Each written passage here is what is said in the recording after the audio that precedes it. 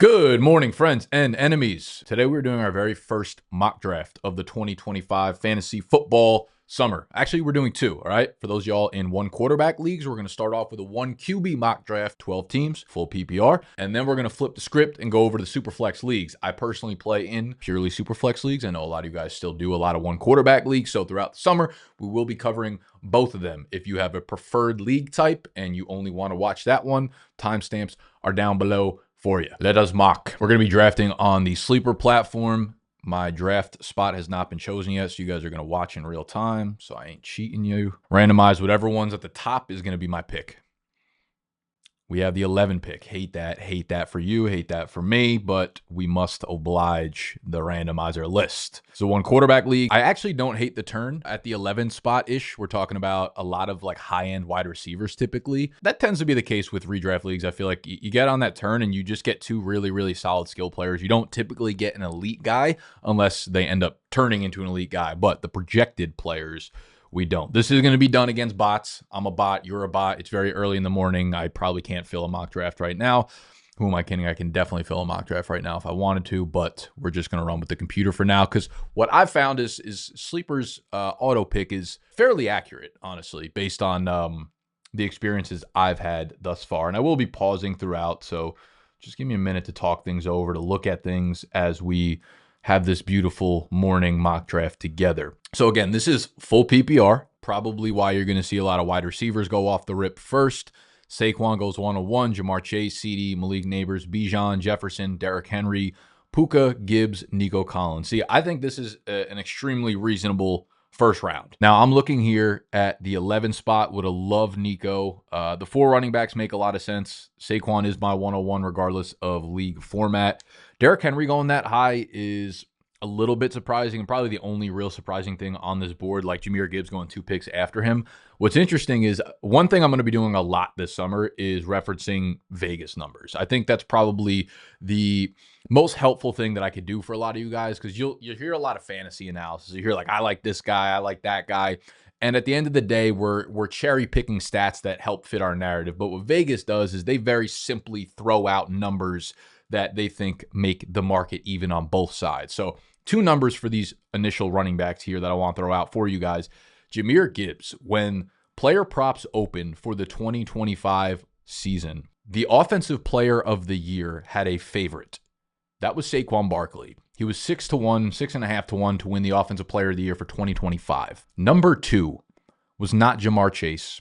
It was not Justin Jefferson. It was not Bijan Robinson. It was Jahmyr Gibbs at 9-1. Jahmyr Gibbs was the second favorite to win offensive player of the year.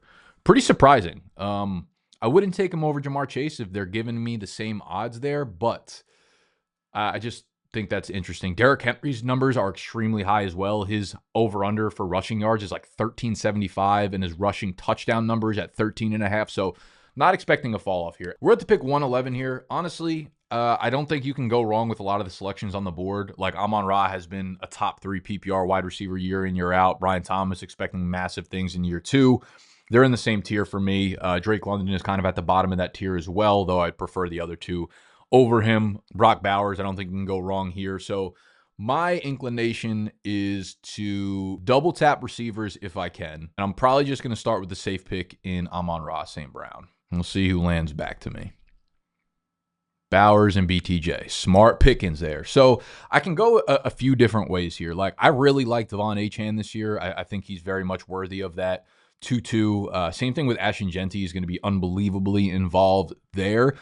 You have to ask yourself, with these receivers here, it's like, do you look at Drake London and do you put him in a tier above A.J. Brown and all these other guys? Because obviously, if you don't go London here, by the time you pick again, the receivers that are going to be left on the board, you're probably looking at that like T. Higgins, maybe, Terry McLaurin, who I actually think is a phenomenal value here. Or at the running back situation, you ask yourself, okay, if I don't take a Devon Achane or an Ashton Genty here, when I get back on the board at the 311, who's likely to be left? I've seen a lot of Chase Browns falling to this spot. It's a little risky, I think, to bank on that happening. And because of that, I mean, this is going to be dependent on your league type. Again, like in this league, we're starting 3 wide receivers. You could start 2 flexes. So I could go really, really wide receiver heavy.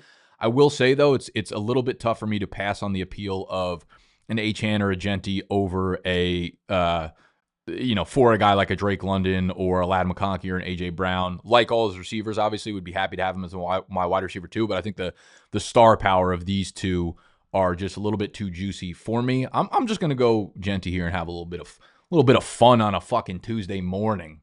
Achane goes immediately off the board there. First quarterback off the board at 2.8. I think that's super valid. I think we'll see Lamar. I think we'll see Jaden Daniels probably go off within the next 3 or 4. Okay, sleeper. There's just no need for us to do this shit on a fucking Tuesday. They have this fucking guy go 2 quarterbacks. Like, what kind of... You build algorithms. It's literally what you do for a fucking living. You build an entire platform. You build algorithms all day long, and this is what it spits out. On a 1 quarterback mock draft, you're going to get this fucking guy drafting 2 quarterbacks. Whatever. Let's just pretend he was in that vicinity. So the top 3 quarterbacks are off the board. For my next tier, I have Hurts and Joe Burrow. I don't think it's worth reaching for one of them right now when I still have really good skill players on the board. Trey McBride's off the board as well, so I'm not really looking to jump on a tight end in the 3rd round right now. The wide receivers are okay. Mike Evans, I got to say, like, as much as I like Tampa Bay's offense and just the consistency of Evans, you have Chris Godwin coming back. You have a 1st-round receiver in Emeka Egbuka, in the lineup now. Evans' line, his receiving yardage line this year in Vegas is 880. So they are not expecting him to hit 1,000 yards. And I did mention Chase Brown, and I said I've seen him fall to around this spot many times in mock drafts. Even doing like underdog best ball drafts, I get him in the 3rd round often. I feel like Chase Brown he's a must-draft player for me if he's in the 3rd round. Like, he is, to me, the steal of the draft. We saw what the Cincinnati offense is. We saw how comfortable they were feeding him the rock over and over and over and over again. And in terms of, like, what they added to the backfield, like, they brought back Zach Moss, but he was, pretty much starting to get phased out by the time he got hurt. Samaje Perine in there. Like, I just think it's Chase Brown all day, every day now. So, Chase Brown in a full PPR league, his short passing game basically became their run game. So I'm going to grab Chase Brown here. I get my 2nd running back, and then I don't really have to worry about the position after that for a while. We are right back up on the clock, and this is where I'm going to start looking at the receivers. So I like Devontae a lot more than DJ Moore. I like Rashee Rice as well. I'm between Devontae and Rashee Rice. Now, again, Vegas has Devontae Adams around 900 receiving yards, I think, but all the way up at 8.5 for receiving touchdowns.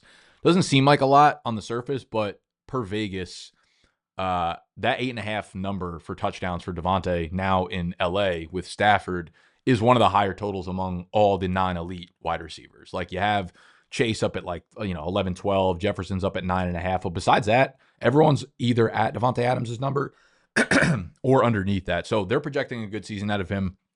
I want to take Rashee Rice here. But I'm not exactly sure what we can expect from the health of him. Signs do point to him being relatively ready for week 1. So I'm gonna grab Rice here, and he's my wide receiver too, and then we'll run from there. So right now we got Genty, Chase Brown, we got Amon-Ra, and we got Rashee Rice. We're seeing a little quarterback run there.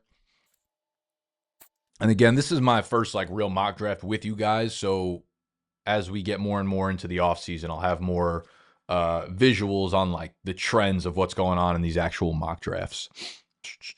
All right, so we're back up on the clock. Mahomes goes to pick before me, which is fine. I'm not necessarily looking to grab him. I'm left with a precarious decision here. We already have Amon-Ra as our 1. The top players on the board, in my opinion right now, at wide receiver are Jameson Williams and Chris Godwin. And at tight end, Sam Laporta for me is without a doubt more intriguing than a Travis Kelce type. So I can double down on the Lions and then look to grab Goff as my QB1, even though I don't feel like a really strong pull to do that if it's not a best ball league. I like stacking, but if it's Goff and then there's a tiebreaker of Bo Nix or Brock Purdy, I think I probably like those guys to him without Ben Johnson there anymore. Running back position's interesting here. Luckily, I already have my top 2 guys. I do like Connor. I do like RJ Harvey. I do like some of the other rookies here. Caleb Johnson down here, Trayvon Henderson. But ultimately, I'm pretty in on this Jameson Williams breakout this year, and I'm trying to figure out how I feel about Godwin. Now, the fact that I took Rashee Rice already, and now Godwin's kind of left there is like, okay, do we want 2 receivers returning from serious injury right now? Like, what's the early season team outlook going to look like for me if I go down that route? So in this situation, that might be the tiebreaker for me, where I go Jameson Williams over Chris Godwin. And I know Godwin was like elite in every sense of the word last year, but again, he's also now sharing more targets with Emeka Egbuka. He's got another serious injury that he's coming off of. And we do have this, like, Godwin has had really good fantasy years, obviously, but he's never been, he has never been like what he was last year. Like last year, those first 6-7 games before he got hurt, they were like, he was on pace to be a league winner. So I don't know that we get that from him. Like, I know everyone has such a fruitful taste in their mouth of what Chris Godwin was last year, but I am hesitant to just be like, that's going to be the same player we get again. So I'm going to go with JMO here as like a really, really strong boomer bust, but upside guy as my wide receiver 3. Olave, James Conner. So now I think we could look back at the quarterback position. I mean, here's the thing. Like, if I don't get one of these top 5 guys, like they're in their tier by themselves, I have Baker and Bo Nix as the next tier. Breaking the action, like I said, those guys are in the same tier. I have my rankings done internally. They will be going live in the draft guide as they do every single summer. But if you're going to be interested in the product and you want it for the cheapest price, just drop your email in the link down below in the description, and we will email you as soon as it goes live for a pre-order discount. It will be heavily discounted. We have new partners this summer, so if you've already used our partner codes in previous summers, we've got a new one coming for y'all, so you will be able to get it at the very, very, very, very cheapest price. So in order to get notified, all you gotta do is drop your email on the email list down below. Free to do that, obviously, and we will let you know when the pre-order discount partner incentive stuff goes live for the draft guide. Get our rankings as well as a bunch of other valuable stuff within the draft guide. Let's get back to drafting. Actually just by themselves. So I would be okay grabbing one of them, but I don't really feel the need when I can grab like one of my favorite breakout candidates, Drake May, probably, at the 7-11, 8-2, something like that. So I don't feel like a strong pull to go up and get one of those guys. And I do think because I have like semi-questionable receivers, I might just continue to pepper these options here. And the fact that Godwin fell back to me, I think I might just take the stick on him here. All right, so you're seeing a lot of the rookie running backs. Damn, I kind of wanted to get at least a share of one of these rookie backs. And you had Harvey, Judkins, Henderson. Bo Nix just goes off. I would have taken him at 7-11 if he dropped back. I will say, though, running backs, I still do have the option of grabbing Caleb Johnson. I am such a fan of Caleb Johnson. And if he's going to fall a round or two after all the other rookie running backs just because he was a 3rd-round pick, I feel like he went into one of the best situations here. Pittsburgh, he's gonna move right into that Najee Harris role. I do have Goff there now. See, this doesn't feel like I need to be taking Goff over like talented skill position players at the moment. Ayuk's a good player. I want nothing to do with Debo or Cooper Kupp. I think all the off the field news with Stephon Diggs is going to continue to see him kind of fall down there. I'll be targeting a lot of like guys that were hyped up last year that didn't really live up to the hype, but are still really good players in my opinion. So like the Jaden Reed, Josh Downs, Darnell Mooney lived up to every bit of the hype. Those are going to be the guys that I want as my wide receiver 4s, 5 for sure that I could throw into the flex spot. So I think here I'm looking at DeAndre Swift and Caleb Johnson. Swift is not a player that I love, but like he couldn't have had a better offseason. I really thought that they were going to take Trayvon Henderson if he fell to them at 39, but he did not. So Swift, you've got Ben Johnson now, who has already coached with DeAndre Swift in Detroit. You've got the complete interior offensive line redone here. So I think you can make the argument Swift or Caleb Johnson. I think if I was in 5 fucking leagues, I would split them 3 and 2 maybe. You know what? For the fun of it, I'm just going to go Caleb over DeAndre Swift here. You have okay, there you go. Jared Goff and DeAndre Swift both go off the board. And we can take a look at the tight ends. We have Andrews, we have Ingram, we have Njoku. Those are the top 3 guys. I actually really like Tucker Kraft as well. He's ranked really far down. Tucker Kraft had a great like breakout sophomore year. You're talking about 700 yards. I think he had 7 touchdowns. A guy who can make plays after the catch. One of the best yak guys at the position.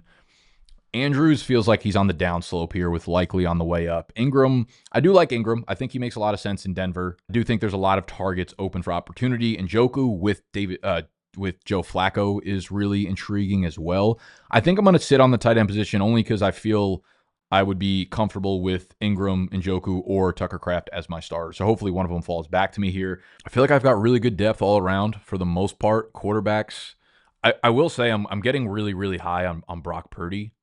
I'm going to take one more skill player here, just kind of like just kind of pad the depth. And then my next turn is where I'm probably going to be looking at that quarterback tight end combo. Hopefully they fall back to me. So we got Ayuk. If I'm targeting Purdy, I could go in that direction, though the Ayuk ACL is a little bit weird, and we have Ricky P kind of breaking out. You know what? Fuck it. Let's grab Ayuk. We got 3 guys. Ah, fuck. We've got 3 guys with no fucking knees anymore.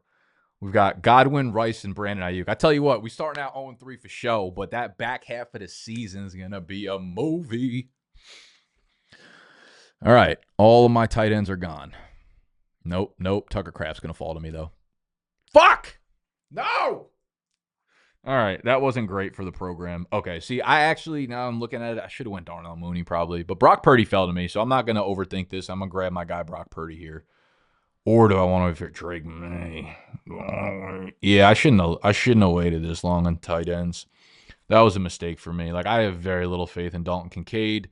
Jake Ferguson's fine. Loveland as a rookie is fine. Yeah, I fucked up. There. I should have went with the tight end. And then if I didn't get Ayuk, which I wouldn't have, I still would have got a guy like Darnell Mooney.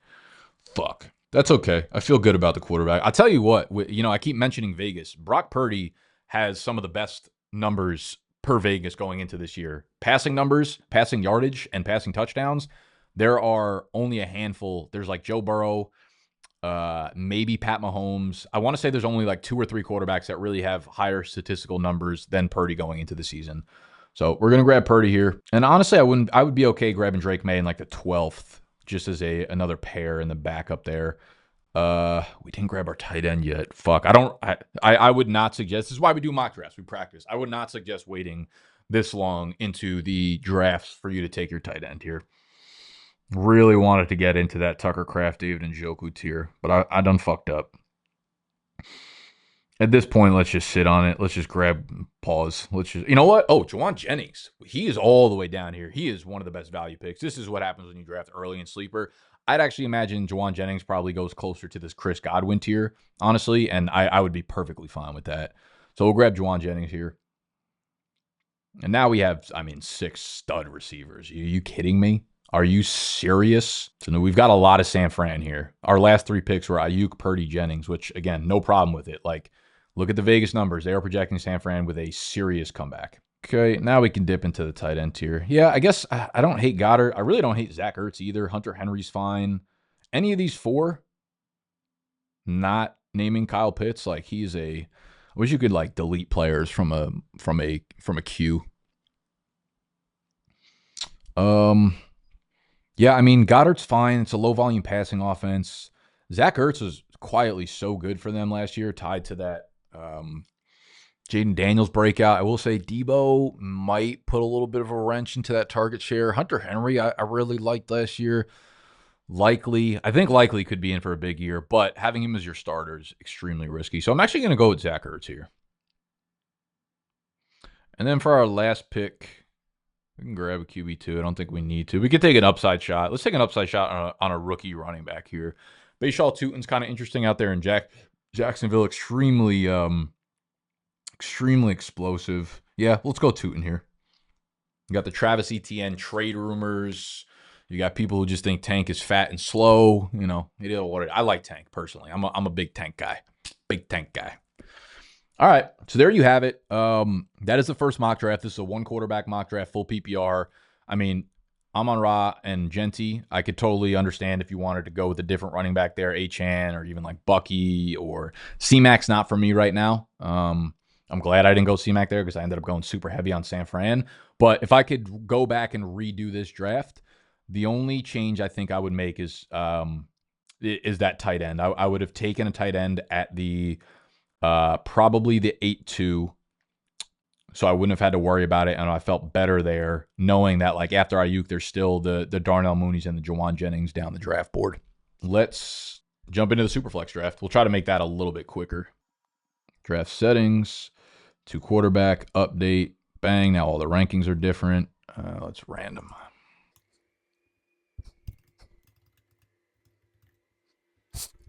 10. Denspot. For those of y'all that are rookie to fantasy, Superflex is where you have a flex spot in your lineup where you can start a second quarterback. This is full PPR. We have Saquon dropping to the third running back available. We are at the 110, and we do have CeeDee Lamb available as well. We have Mahomes and Bo Nix as the top ranked quarterbacks available. Now, I have Bo Nix and Baker as guys that I have in a tier above. So I do think between one of them, they will fall back to me at the 2-3. So I don't think I need to go there. And like I've said, Saquon is my 101 in one quarterback leagues. Now, I know a lot of people are like, oh, it never happened. I've actually listened to quite a few podcasts recently. I listened to like a Fantasy Pros podcast where they did their top 50 running back rankings like 3 days ago. And Saquon is outside of like all of their top 3 running backs, which I vehemently disagree with. And I think it's insane. But I'm just saying there will be like a herd of people throughout the summer that do end up moving into that type of groupthink. So I don't think it's as crazy as it seems for Saquon to fall this far. But Saquon's going to be my pick here. My base, ooh, fuck. This is the great thing. This is the sexy thing about Superflex, man, is like it makes the draft so much more fun and your teams can be so much more flexible because like you get to pair. I can go Saquon and Devon Achane, Saquon and Derrick Henry, Saquon and Amon-Ra St. Brown or Puka here. Obviously, it's going to hurt at the quarterback position, but my thinking with Superflex leagues, and this is just a general like theme of how I draft in Superflex, is like, of course, you want to prioritize the top scorers, the Josh Allens, the Lamar, the Jaden Daniels, if you have one of those like top 5 picks. But if you don't get them, it's not the end of the world. And I don't think you need to reach really, really far for your quarterback one. What I think makes the most sense is to look at it this way. Whatever quarterback you feel comfortable with in a one, change your mindset to a one quarterback league and figure out who the last ranked quarterback is that you'd feel comfortable being your starter in a 1 QB league. So for some of you guys, it might be like Trevor Lawrence down here, which is fine. It's all up to you. It might be Stroud, it might be Kyler, it might be Trevor Lawrence, it might be Fields, Penix, whatever. Then if you're switching over to Superflex League, whoever the last player that you feel comfortable with as a 1 quarterback starter, try to get him and someone ranked above him as your Superflex starter. So if your last ranked guy that you feel comfortable with as a quarterback 1 is Trevor Lawrence, then try to grab a Trevor Lawrence, but also try to grab someone before him. Again, doesn't need to be a Jaden Daniels. It might be like 2 picks in round 4 and 5 that get you CJ Stroud and Trevor Lawrence. But that's the way I would try to look at Superflex if you can't grab that elite QB1. So back to it. If I don't grab a QB1 here, it is likely going to drop all the way down here, which I really am okay with, to be honest with you. It is a little bit risky because if all of these like 9 guys rip off the board, I still think there's a lot of guys here that I'd be okay with. Do we want Achane? Do we want Amon-Ra? I think I might just take Amon-Ra again. Full PPR, like you don't get much more floor and weekly upside and just sturdiness to your team than a Saquon Amon-Ra pairing. So we'll see how quickly the quarterbacks go off the board here. All right. It looks like we're going to get some good options coming back to us. Dub. We made the right move there. Chase Brown, you're teasing me. Yep. I mean, this is going to be an easy pick for Baker Mayfield for me here. I like how one thing you'll notice, I think, is when you change the league settings in Sleeper, like when you go from 1 quarterback to Superflex, the rankings actually change.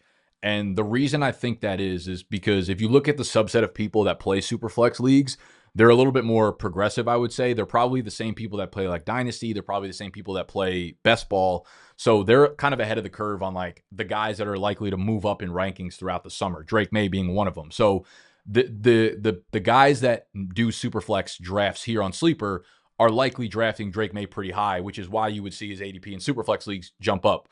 And there's probably not a ton of people doing 1 quarterback drafts on Sleeper right now at this point in the offseason, because I think there's less overlap with like the Best Ball and Dynasty crowd, which is why he's all the way down in the rankings on the other side of the hill. But we're going to go Baker here. I really don't have a problem with like you going Caleb Williams or someone like that over a Baker, but I just think Baker's floor with that offense, really good offensive line, really good weapons around, the same starters all coming back on the offensive line. You add a first round wide receiver. It's just a really high floor situation there. There goes Drake May. And he's down. So we can grab a wide receiver. T. Higgins is good. Terry McLaurin is sexy here. I think I'm going to wait on quarterback again just because there's just a huge listing of guys that could be my quarterback too that I think will get back to me.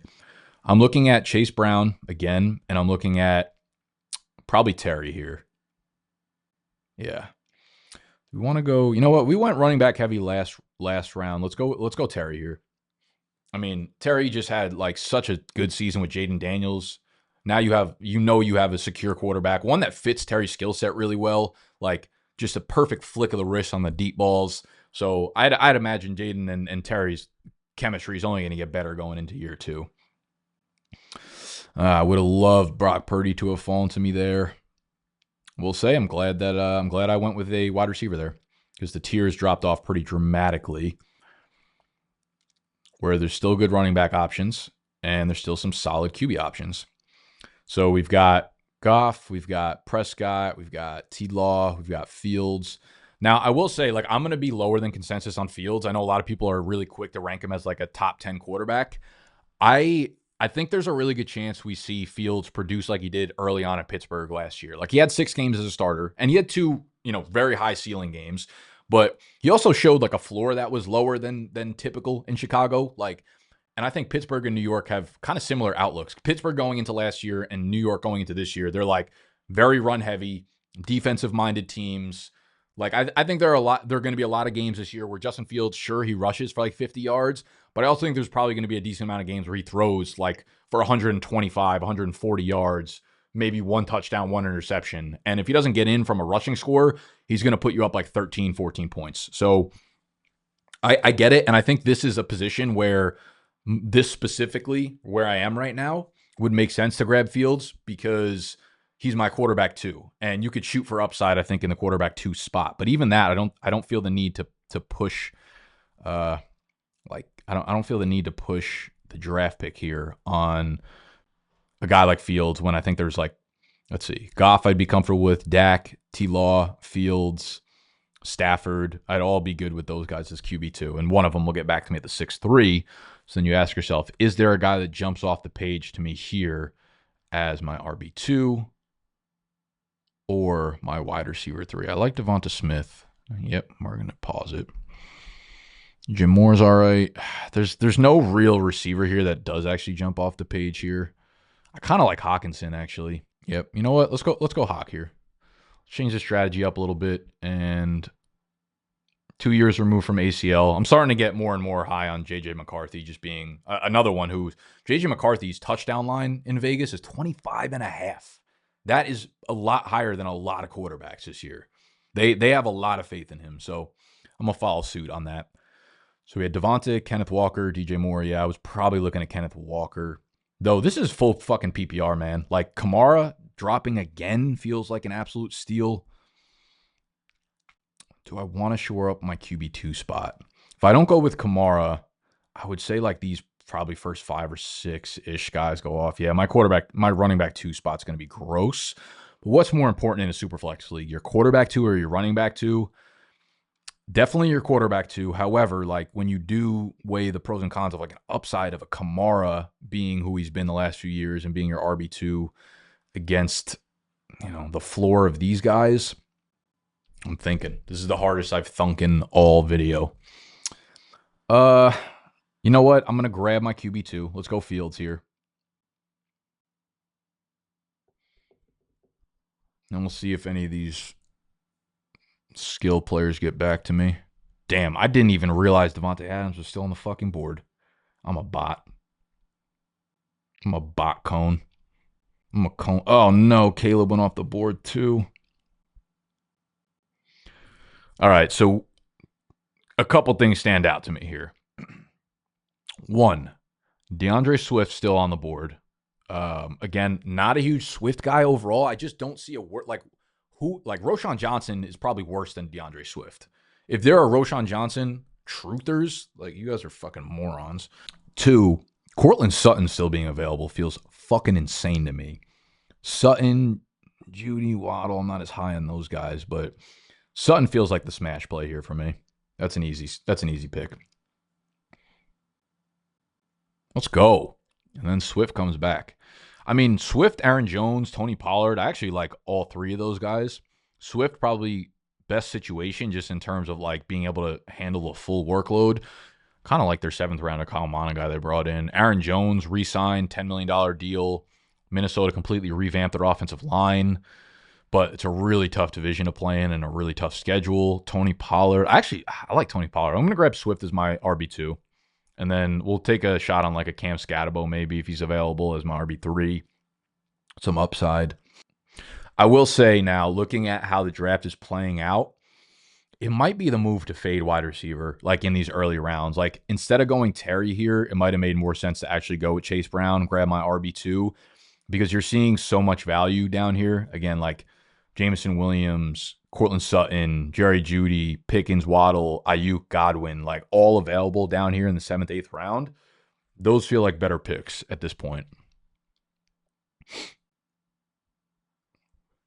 I know I just said Cam Scatabo, but he's a 4th round rookie when you have guys like Calvin Ridley who have gone 1,000 yards back to back, Khalil Shakir, Jacoby Myers. I think I would rather grab my flexes. This is a full PPR league, so guys like Shakir, Juwan Jennings, Jacoby Myers, like this tier right here is fucking golden to me. No pun intended on Matt Golden, but yeah, and any double tap of Jacoby, Khalil, Juwan Jennings, Josh Downs, even Stephon Diggs feels really good to me here. Yeah, we'll go with Juwan Jennings again. Missed out on Scatabo, but again, I'm fine with because these guys are going to be starters for me. So like Jacoby feels good, Khalil Shakir. Again, I'm not too concerned with the actual player I'm picking here, but just to get a feel for like the tier of guys I like and how I'm building out the team. Yeah, you know what? Full PPR. Let's go Shakir.